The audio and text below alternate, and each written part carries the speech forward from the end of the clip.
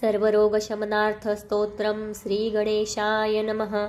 भूतप्रेतपिशाचाद्या यस्य स्मरणमात्रतः दूरादेव पलायन्ते दत्तात्रेयं नमामि तं। यन्नामस्मरणदैन्यं पापं तापश्च नश्यति भीतिग्रहार्तिर्दुःस्वप्नं दत्तात्रेयं नमामि तं।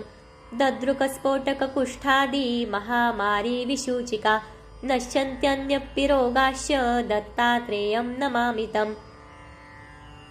संगजादेशकालोत्था अपि साङ्क्रमिका गदाः शाम्यन्ति यत्स्मरणतो दत्तात्रेयं नमामि तं। सर्पवृश्चिकदष्टानां विषार्तानां शरीरिणां यन्नाम शान्तिदं शीघ्रं दत्तात्रेयं नमामि तं। त्रिविधोत्पातशमनं विधिधरारिष्टनाशनं यन्नाम क्रूरमीनिघ्नं दत्तात्रेयं नमामि तं। वैर्यादिकृतमन्त्रादिप्रयोगायस्य कीर्तनात् नश्यन्ति देवबाधाश्च दत्तात्रेयं नमामि तं। यच्छिष्यस्मरणात् सद्यो गतनष्टादिलभ्यते यः ईशः सर्वतस्त्राता दत्तात्रेयं नमामि तं।